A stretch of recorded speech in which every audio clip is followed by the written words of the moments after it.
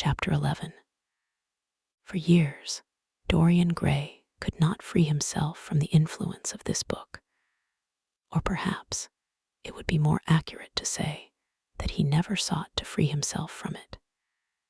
He procured from Paris no less than 9 large paper copies of the first edition, and had them bound in different colors so that they might suit his various moods and the changing fancies of a nature over which he seemed, at times, to have almost entirely lost control.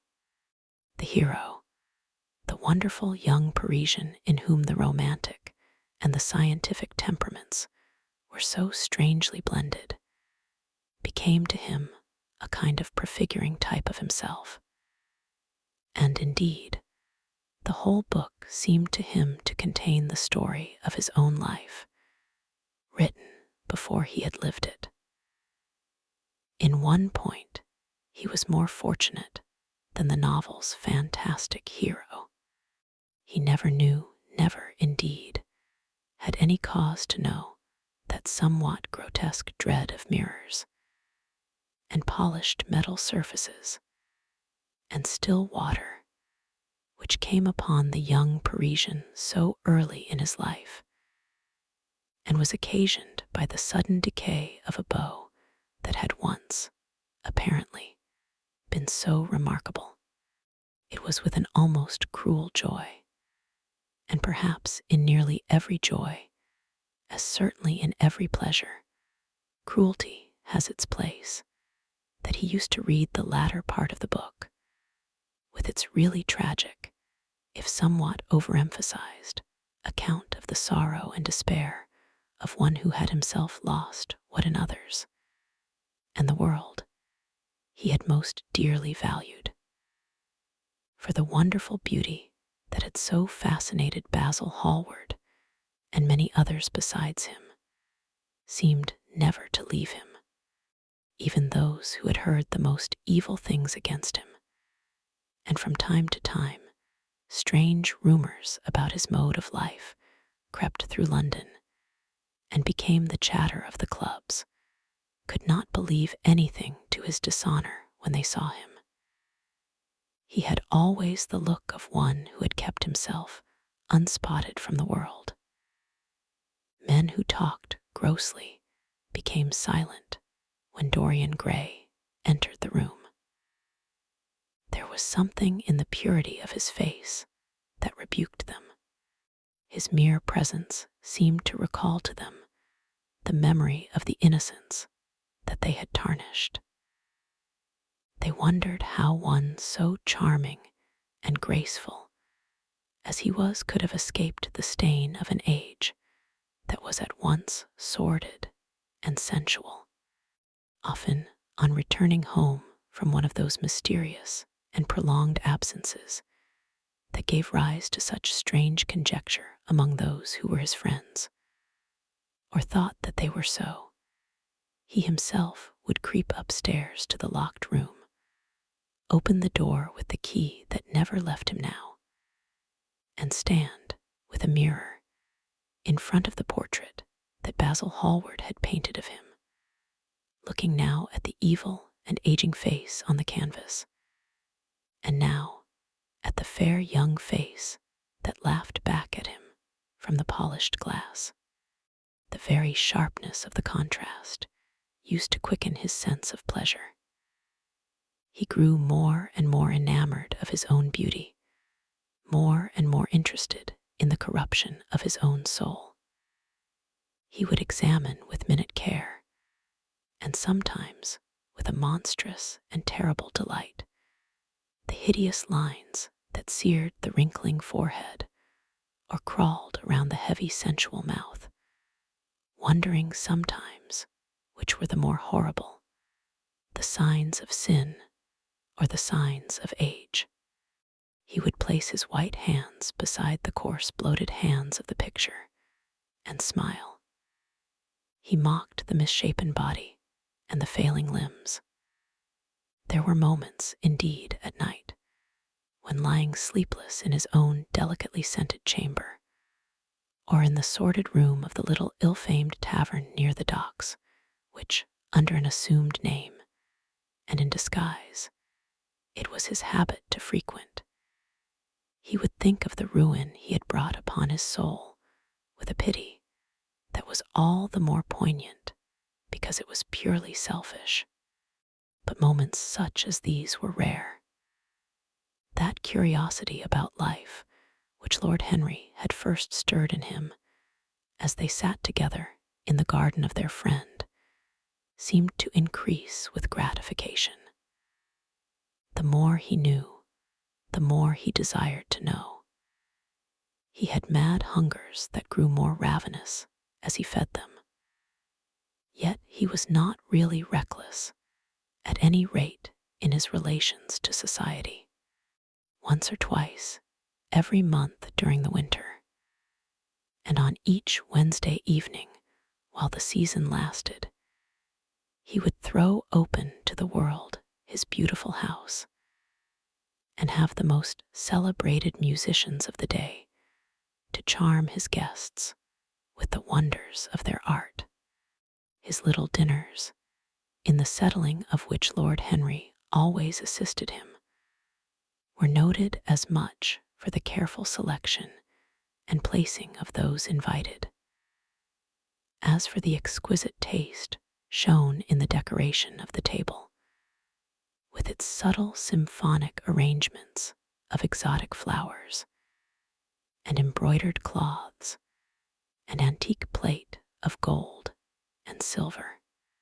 Indeed, there were many, especially among the very young men who saw, or fancied that they saw, in Dorian Gray the true realization of a type of which they had often dreamed in Eton or Oxford days. A type that was to combine something of the real culture of the scholar with all the grace and distinction and perfect manner of a citizen of the world. To them, he seemed to be of the company of those whom Dante describes as having sought to make themselves perfect by the worship of beauty.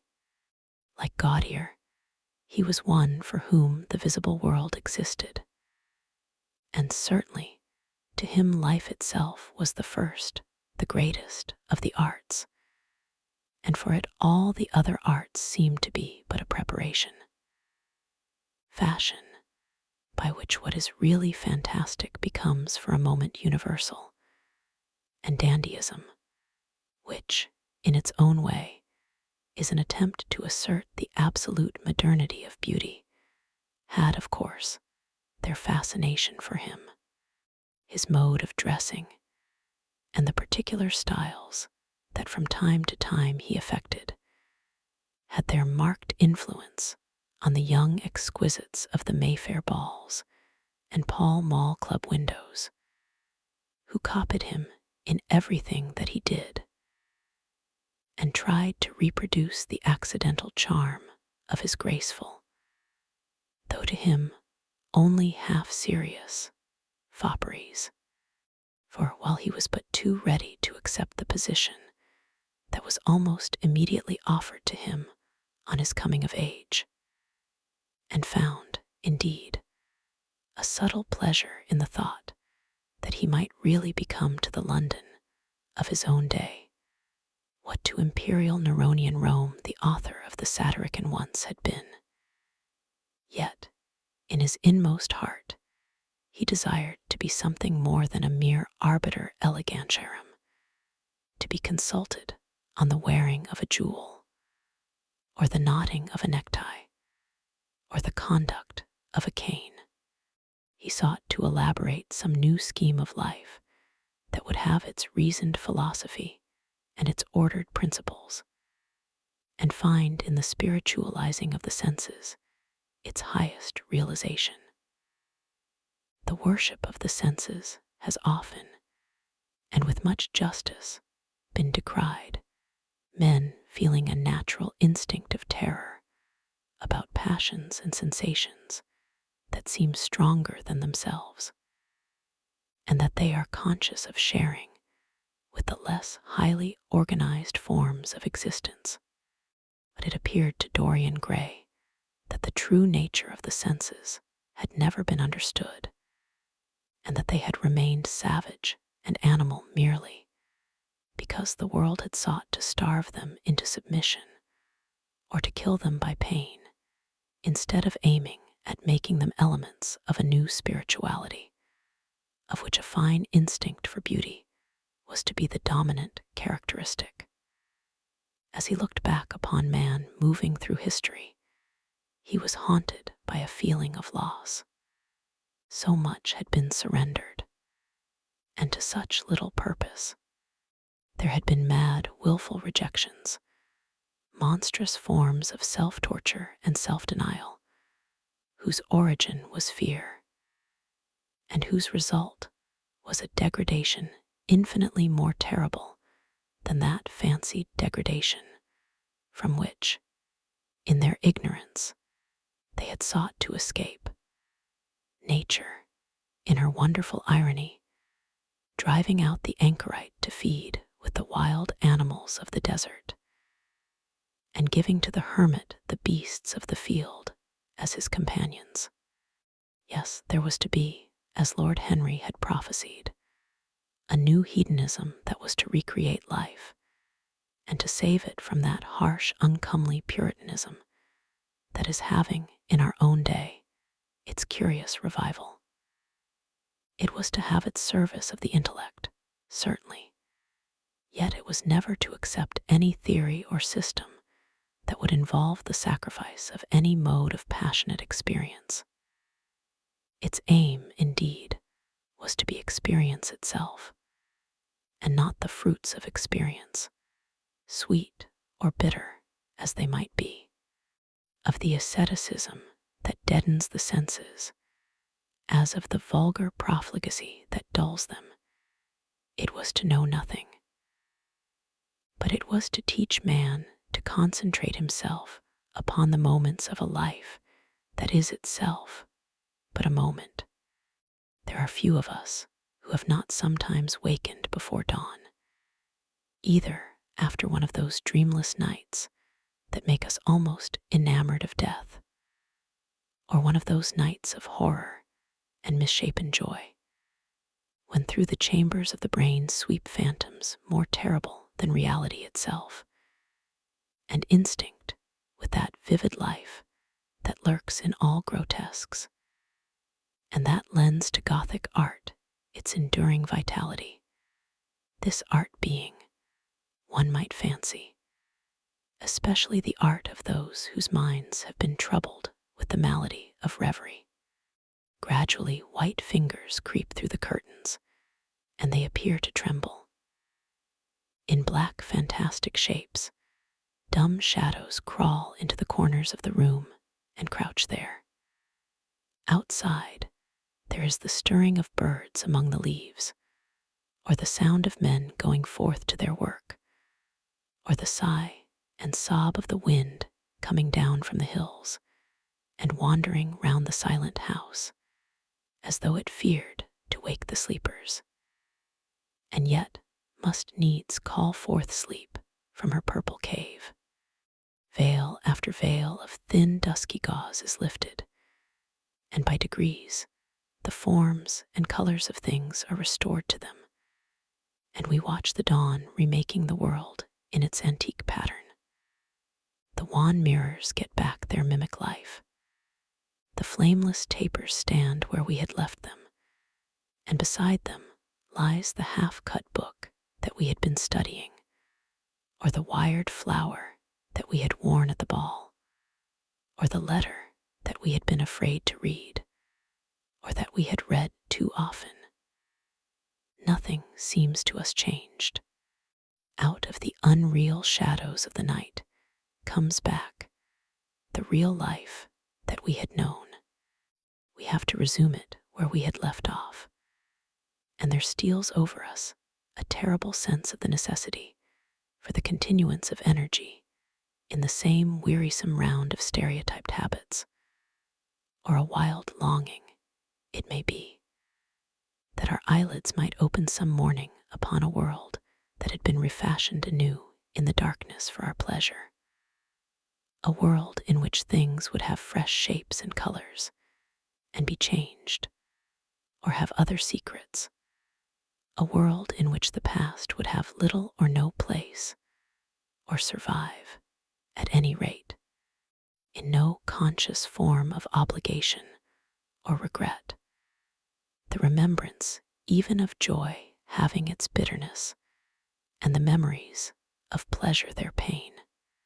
It was the creation of such worlds as these that seemed to Dorian Gray to be the true object, or amongst the true objects, of life, and in his search for sensations that would be at once new and delightful, and possess that element of strangeness that is so essential to romance, he would often adopt certain modes of thought that he knew to be really alien to his nature, abandon himself to their subtle influences, and then, having, as it were, caught their color and satisfied his intellectual curiosity, leave them with that curious indifference that is not incompatible with a real ardor of temperament, and that, indeed, according to certain modern psychologists, is often a condition of it. It was rumored of him once that he was about to join the Roman Catholic communion, and certainly the Roman ritual had always a great attraction for him. The daily sacrifice, more awful really than all the sacrifices of the antique world, stirred him as much by its superb rejection of the evidence of the senses as by the primitive simplicity of its elements and the eternal pathos of the human tragedy that it sought to symbolize. He loved to kneel down on the cold marble pavement and watch the priest, in his stiff flowered dalmatic, slowly, and with white hands moving aside the veil of the tabernacle, or raising aloft the jeweled, lantern-shaped monstrance with that pallid wafer that at times one would fain think is indeed the panis caelestis, the bread of angels, or robed in the garments of the Passion of Christ, breaking the host into the chalice and smiting his breast for his sins. The fuming censers that the grave boys, in their lace and scarlet, tossed into the air like great gilt flowers, had their subtle fascination for him. As he passed out, he used to look with wonder at the black confessionals and long to sit in the dim shadow of one of them and listen to men and women whispering through the worn, grating the true story of their lives. But he never fell into the error of arresting his intellectual development by any formal acceptance of creed or system, or of mistaking for a house in which to live, an inn that is but suitable for the sojourn of a night, or for a few hours of a night in which there are no stars, and the moon is in travail. Mysticism, with its marvelous power of making common things strange to us, and the subtle antinomianism that always seems to accompany it, moved him for a season, and for a season he inclined to the materialistic doctrines of the Darwinismus movement in Germany, and found a curious pleasure in tracing the thoughts and passions of men to some pearly cell in the brain, or some white nerve in the body, delighting in the conception of the absolute dependence of the spirit on certain physical conditions, morbid or healthy, normal or diseased.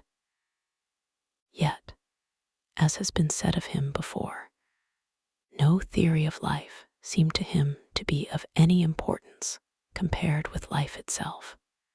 He felt keenly conscious of how barren all intellectual speculation is when separated from action and experiment.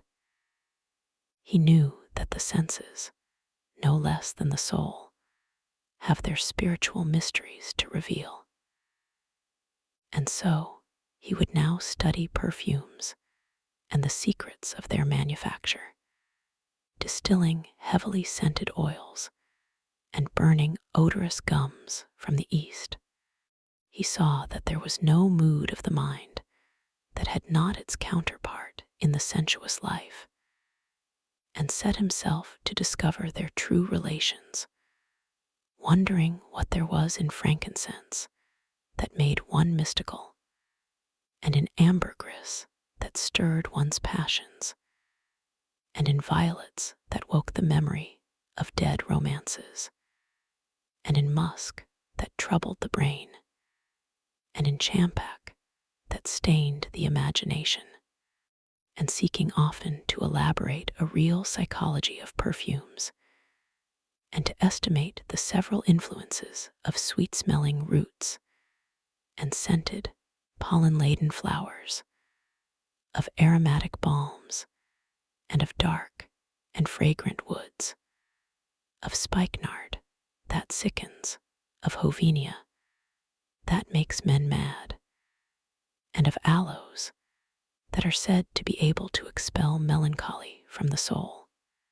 At another time, he devoted himself entirely to music, and in a long latticed room, with a vermilion and gold ceiling and walls of olive green lacquer, he used to give curious concerts in which mad gypsies tore wild music from little zithers, or grave, yellow-shawled Tunisians plucked at the strained strings of monstrous lutes, while grinning Negroes beat monotonously upon copper drums, and crouching upon scarlet mats, slim turbaned Indians blew through long pipes of reed or brass and charmed, or feigned to charm, great hooded snakes and horrible horned adders.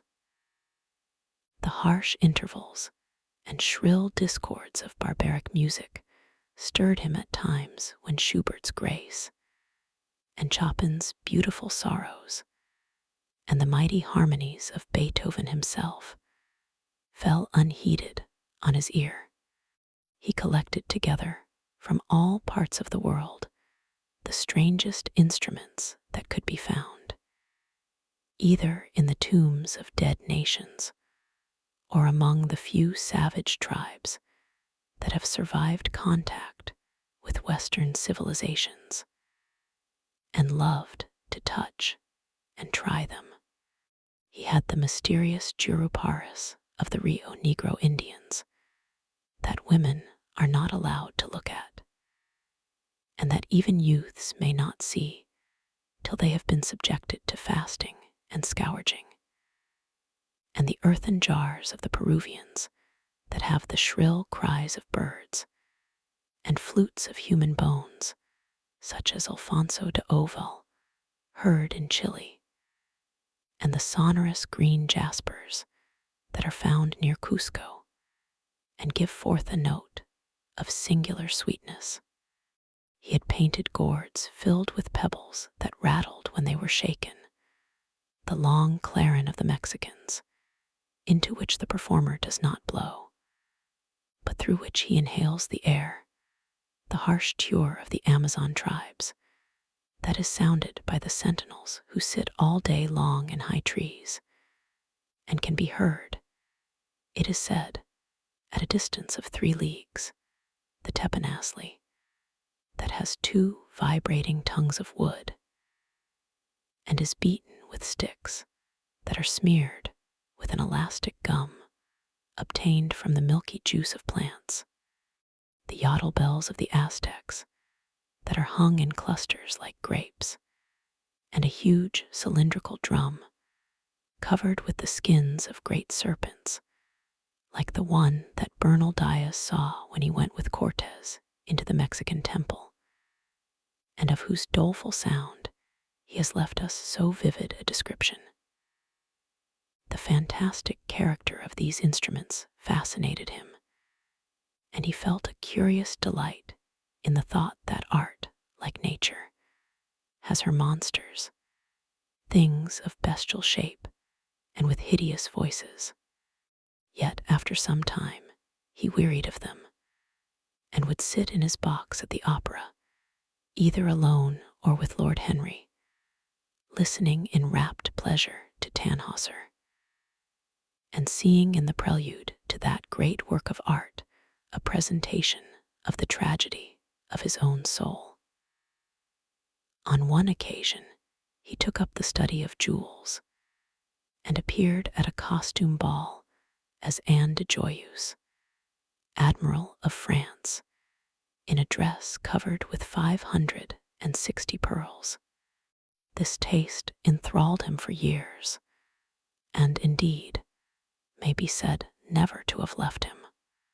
He would often spend a whole day settling and resettling in their cases the various stones that he had collected, such as the olive-green chrysoberyl that turns red by lamplight, the cymophane with its wire-like line of silver, the pistachio-colored peridot, rose-pink and wine-yellow topazes, carbuncles of fiery scarlet with tremulous, four-rayed stars, flame-red cinnamon stones, orange and violet spinels, and amethysts with their alternate layers of ruby and sapphire. He loved the red gold of the sunstone, and the moonstone's pearly whiteness, and the broken rainbow of the milky opal. He procured from Amsterdam 3 emeralds of extraordinary size and richness of color, and had a turquoise de la Ville roche that was the envy of all the connoisseurs. He discovered wonderful stories, also, about jewels. In Alfonso's Clericales Disciplina, a serpent was mentioned with eyes of real jacinth, and in the romantic history of Alexander, the conqueror of Emathia was said to have found in the Vale of Jordan snakes, with collars of real emeralds growing on their backs. There was a gem in the brain of the dragon, Philostratus told us, and by the exhibition of golden letters and a scarlet robe, the monster could be thrown into a magical sleep and slain. According to the great alchemist Pierre de Boniface, the diamond rendered a man invisible, and the agate of India made him eloquent. The cornelian appeased anger, and the hyacinth provoked sleep, and the amethyst drove away the fumes of wine. The garnet cast out demons, and the hydropicus deprived the moon of her color. The selenite waxed and waned with the moon, and the meloceus, that discovers thieves, could be affected only by the blood of kids. Leonardus Camillus had seen a white stone taken from the brain of a newly killed toad. That was a certain antidote against poison. The bezoar that was found in the heart of the Arabian deer was a charm that could cure the plague. In the nests of Arabian birds was the aspilates that, according to Democritus, kept the wearer from any danger by fire. The king of Ceylon rode through his city with a large ruby in his hand as the ceremony of his coronation. The gates of the palace of John the priest were made of sardius, with the horn of the horned, snake inwrought, so that no man might bring poison within. Over the gable were 2 golden apples, in which were 2 carbuncles, so that the gold might shine by day and the carbuncles by night. Lodge's strange romance, A Marguerite of America. It was stated that in the chamber of the queen one could behold all the chaste ladies of the world, enchased out of silver, looking through fair mirrors of chrysolites, carbuncles, sapphires, and green emeralds. Marco Polo had seen the inhabitants of Zipangu place rose-colored pearls in the mouths of the dead. A sea monster had been enamored of the pearl that the diver brought to King Peroz's, and had slain the thief, and mourned for 7 moons over its loss. When the Huns lured the king into the great pit, he flung it away. Procopius tells the story, nor was it ever found again, though the Emperor Anastasius offered 500 weight of gold pieces for it. The king of Malabar had shown to a certain Venetian a rosary of 304 pearls, one for every god that he worshipped. When the Duc de Valentinois, son of Alexander VI, visited Louis XII of France, his horse was loaded with gold leaves, according to Brantome, and his cap had double rows of rubies that threw out a great light. Charles of England had ridden in stirrups hung with 421 diamonds. Richard Roman II had a coat valued at 30,000 marks, which was covered with balas rubies.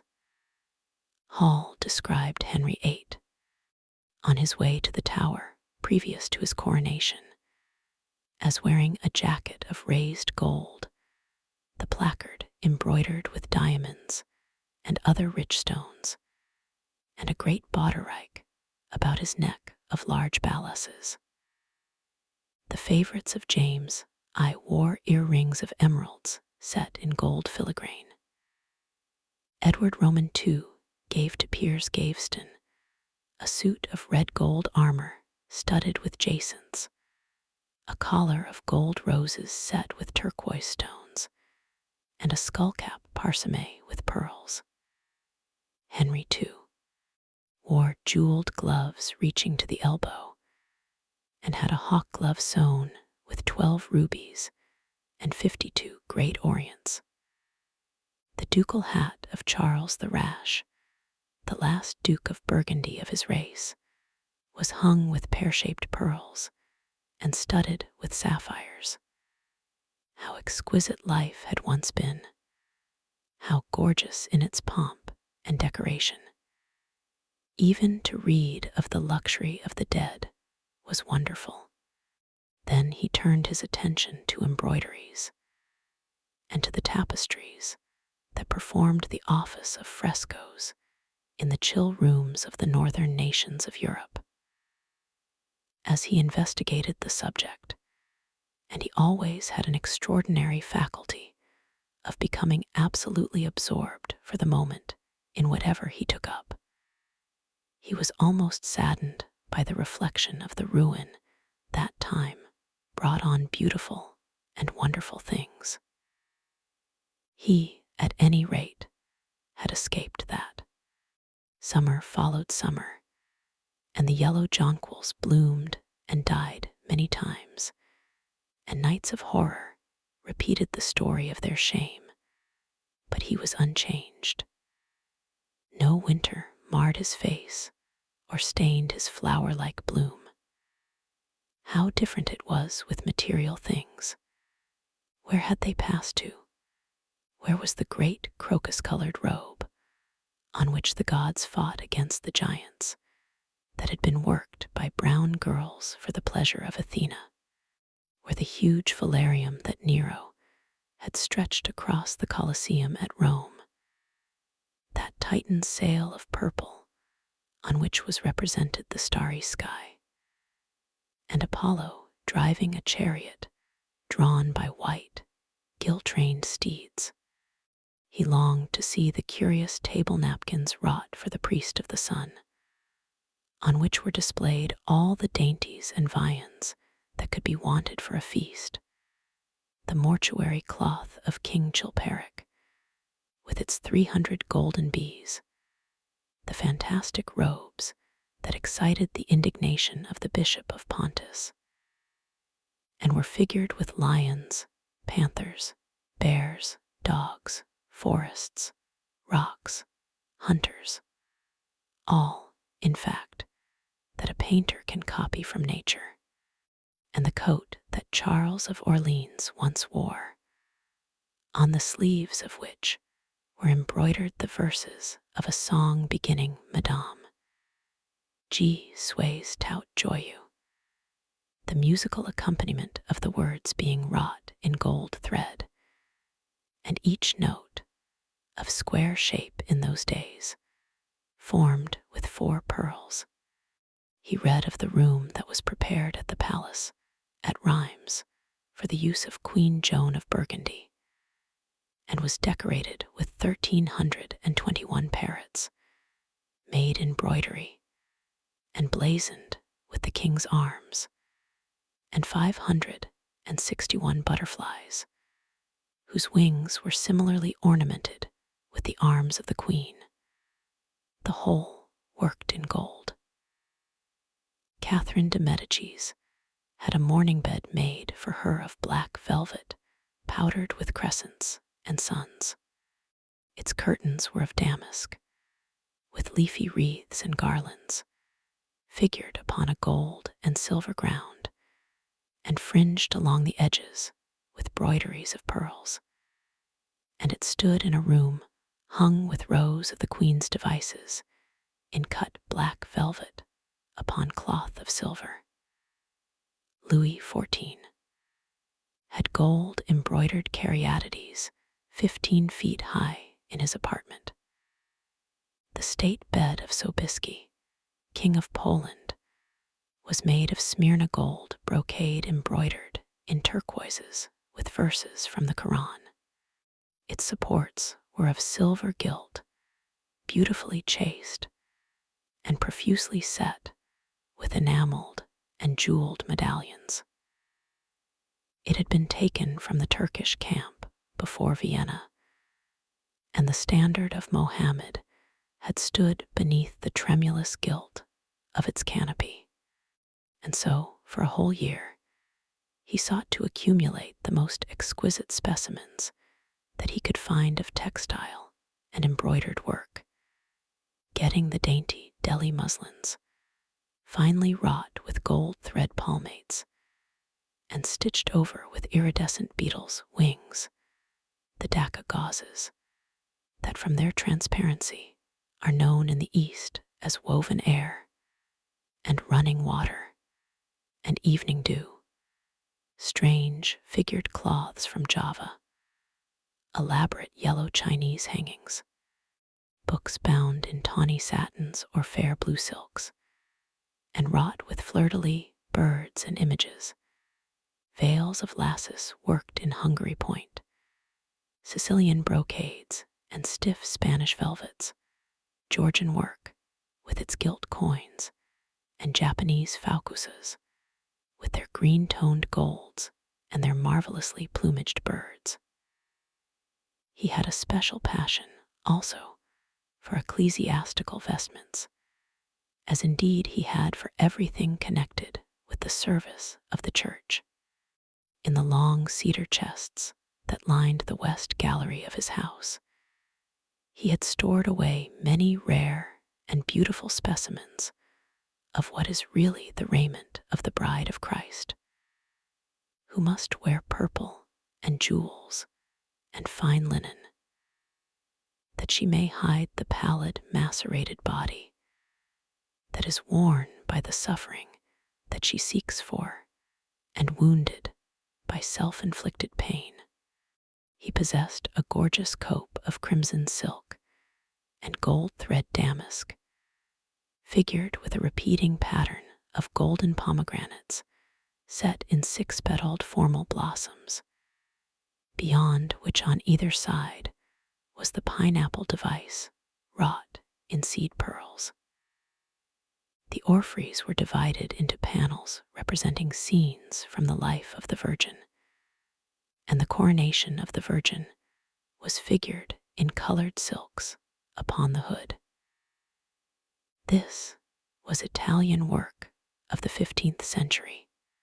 Another cope was of green velvet, embroidered with heart-shaped groups of acanthus leaves, from which spread long-stemmed white blossoms, the details of which were picked out with silver thread and colored crystals. The Morse bore a seraph's head in gold thread raised work. The orphreys were woven in a diaper of red and gold silk, and were starred with medallions of many saints and martyrs, among whom was Saint Sebastian. He had chasubles also of amber-colored silk, and blue silk and gold brocade, and yellow silk damask and cloth of gold, figured with representations of the Passion and Crucifixion of Christ, and embroidered with lions and peacocks and other emblems, dalmatics of white satin and pink silk damask, decorated with tulips and dolphins and fleur-de-lis, altar frontals of crimson velvet and blue linen, and many corporals, chalice veils, and sudaria. In the mystic offices to which such things were put, there was something that quickened his imagination.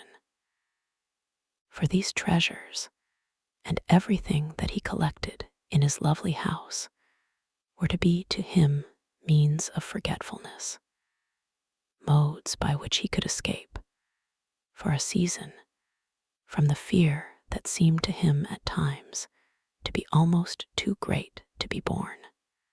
Upon the walls of the lonely locked room where he had spent so much of his boyhood, he had hung with his own hands the terrible portrait whose changing features showed him the real degradation of his life, and in front of it had draped the purple and gold pall as a curtain. For weeks he would not go there, would forget the hideous painted thing, and get back his light heart, his wonderful joyousness, his passionate absorption in mere existence. Then suddenly, some night he would creep out of the house, go down to dreadful places near Blue Gate Fields, and stay there day after day, until he was driven away.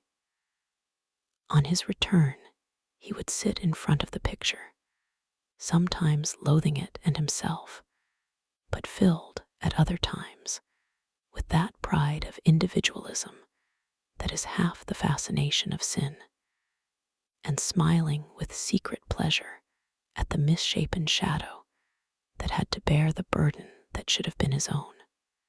After a few years, he could not endure to be long out of England, and gave up the villa that he had shared at Trouville with Lord Henry, as well as the little white walled-in house at Algiers, where they had more than once spent the winter. He hated to be separated from the picture that was such a part of his life, and was also afraid that during his absence, someone might gain access to the room, in spite of the elaborate bars that he had caused to be placed upon the door. He was quite conscious that this would tell them nothing. It was true that the portrait still preserved, under all the foulness and ugliness of the face, its marked likeness to himself, but what could they learn from that? He would laugh at anyone who tried to taunt him. He had not painted it.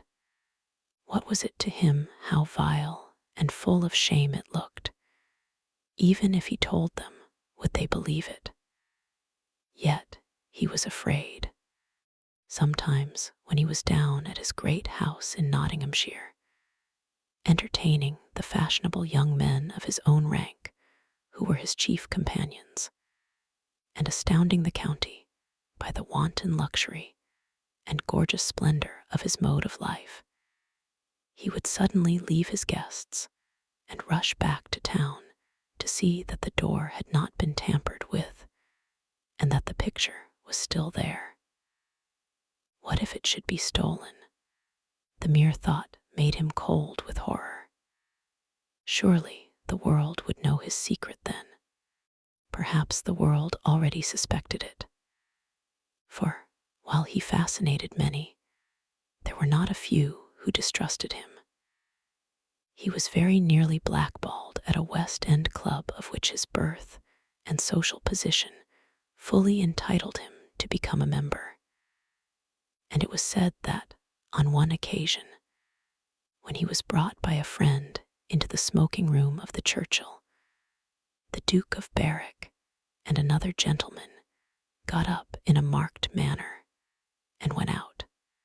Curious stories became current about him after he had passed his 25th year. It was rumored that he had been seen brawling with foreign sailors in a low den in the distant parts of Whitekapelle, and that he consorted with thieves and coiners, and knew the mysteries of their trade. His extraordinary absences became notorious, and when he used to reappear again in society, men would whisper to each other in corners, or pass him with a sneer, or look at him with cold, searching eyes, as though they were determined to discover his secret. Of such insolences and attempted slights, he, of course, took no notice, and in the opinion of most people his frank, debonair manner, his charming, boyish smile, and the infinite grace of that wonderful youth that seemed never to leave him, were in themselves a sufficient answer to the calumnies, for so they termed them, that were circulated about him. It was remarked, however, that some of those who had been most intimate with him appeared, after a time, to shun him, women who had wildly adored him, and for his sake had braved all social censure and set convention at defiance, were seen to grow pallid with shame or horror if Dorian Gray entered the room. Yet these whispered scandals only increased in the eyes of many his strange and dangerous charm. His great wealth was a certain element of security. Society, civilized society, at least, is never very ready to believe anything to the detriment of those who are both rich and fascinating. It feels instinctively that manners are of more importance than morals, and in its opinion, the highest respectability is of much less value than the possession of a good chef. And after all, it is a very poor consolation to be told that the man who has given one a bad dinner or poor wine is irreproachable in his private life. Even the cardinal virtues cannot atone for half-cold entrées, as Lord Henry remarked once in a discussion on the subject, and there is possibly a good deal to be said for his view. For the canons of good society are, or should be, the same as the canons of art. Form is absolutely essential to it. It should have the dignity of a ceremony, as well as its unreality, and should combine the insincere character of a romantic play with the wit and beauty that make such plays delightful to us. Is insincerity such a terrible thing? I think not. It is merely a method by which we can multiply our personalities. Such, at any rate, was Dorian Gray's opinion. He used to wonder at the shallow psychology of those who conceive the ego in man as a thing simple, permanent, reliable, and of one essence. To him, man was a being with myriad lives and myriad sensations, a complex, multiform creature that bore within itself strange legacies of thought and passion, and whose very flesh was tainted with the monstrous maladies of the dead. He loved to stroll through the gaunt, cold picture gallery of his country house and look at the various portraits of those whose blood flowed in his veins. Here was Philip Herbert described by Francis Osborne in his memoirs on the reigns of Queen Elizabeth and King James, as one who was caressed by the court for his handsome face, which kept him not long company. Was it young Herbert's life that he sometimes led?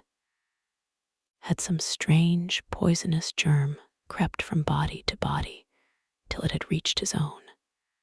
Was it some dim sense of that ruined grace that had made him so suddenly, and almost without cause, give utterance, in Basil Hallward's studio, to the mad prayer that had so changed his life?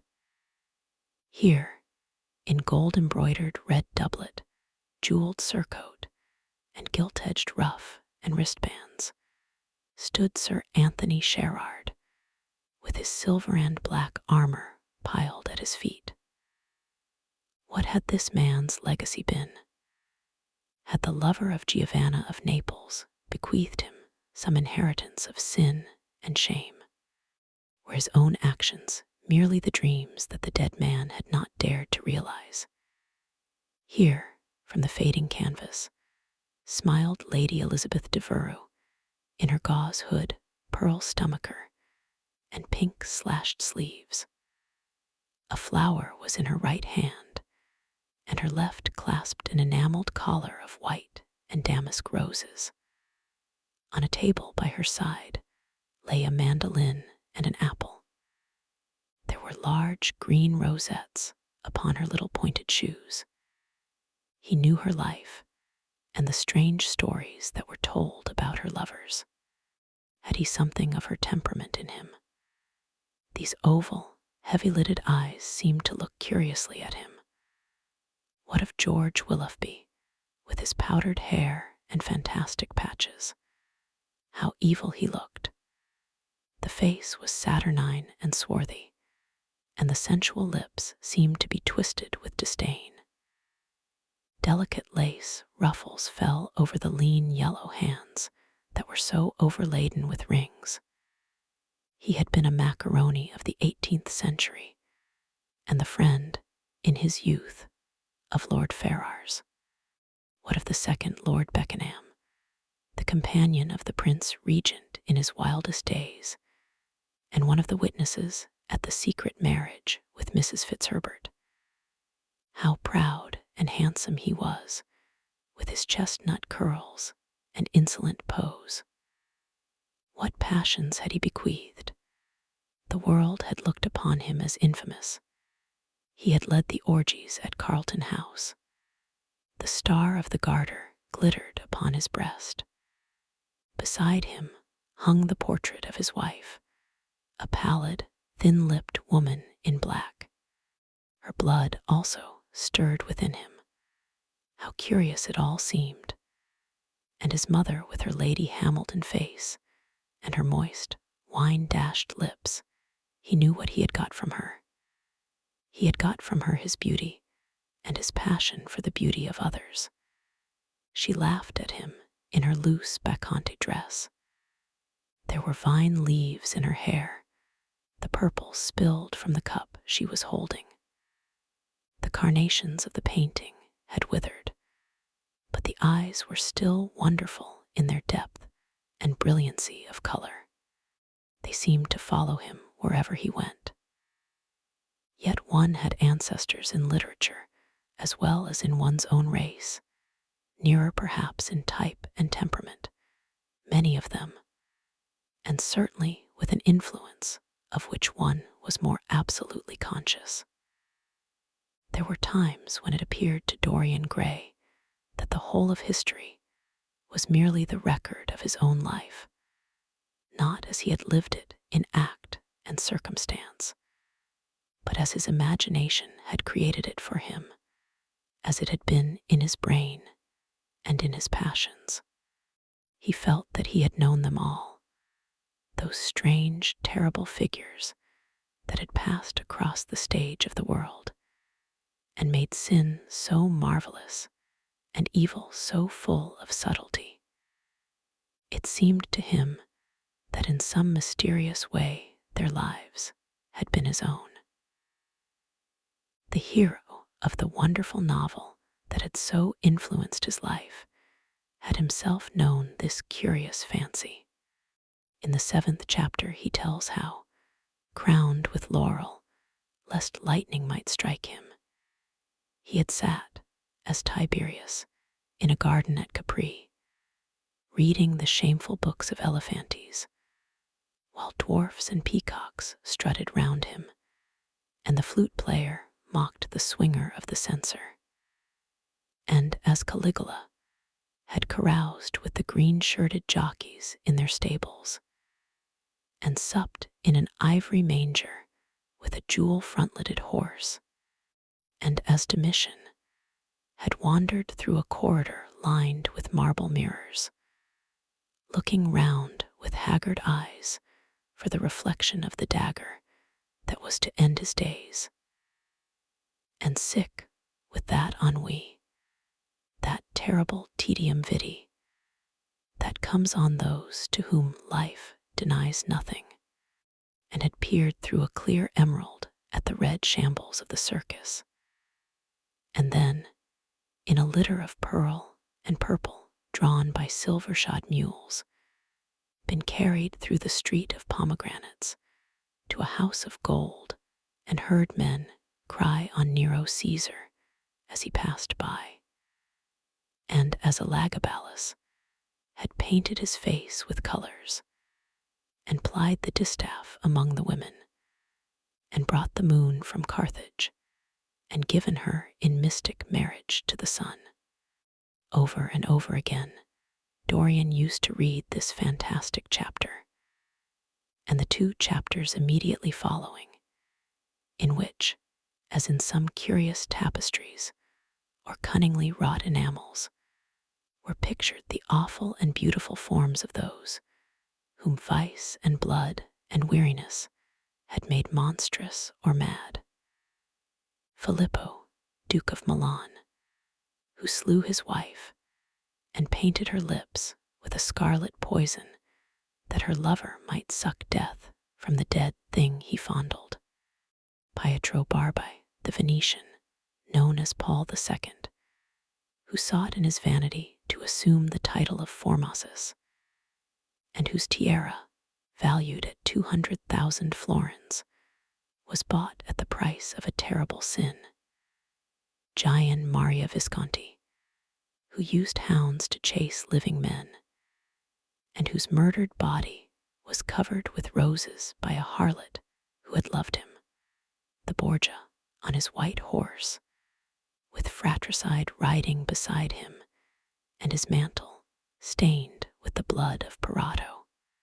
Pietro Riario, the young Cardinal Archbishop of Florence, child and minion of Sixtus IV, whose beauty was equaled only by his debauchery, and who received Leonora of Aragon in a pavilion of white and crimson silk, filled with nymphs and centaurs, and gilded a boy that he might serve at the feast as Ganymede or Hylas.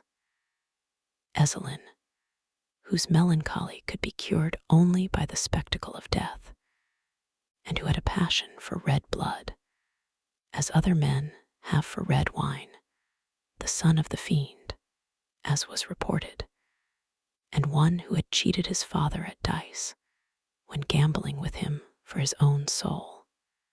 Giambattista Cibo, who in mockery took the name of Innocent, and into whose torpid veins the blood of 3 lads was infused by a Jewish doctor. Sigismondo Malatesta, the lover of Isata and the lord of Rimini, whose effigy was burned at Rome as the enemy of God and man, who strangled Polissena with a napkin and gave poison to Ginevra d'Este in a cup of emerald, and in honor of a shameful passion built a pagan church for Christian worship. Charles VI, who had so wildly adored his brother's wife that a leper had warned him of the insanity that was coming on him, and who, when his brain had sickened and grown strange, could only be soothed by Saracen cards, painted with the images of love and death and madness. And in his trimmed jerkin and jeweled cap and acanthus-like curls, Griffonto Baglioni, who slew Astora with his bride, and Simonto with his page, and whose comeliness was such that, as he lay dying in the yellow piazza of Perugia, those who had hated him could not choose but weep, and Atalanta, who had cursed him, blessed him. There was a horrible fascination in them all. He saw them at night, and they troubled his imagination in the day. The Renaissance knew of strange manners of poisoning by a helmet and a lighted torch, by an embroidered glove and a jeweled fan, by a gilded pomander, and by an amber chain. Dorian Gray had been poisoned by a book.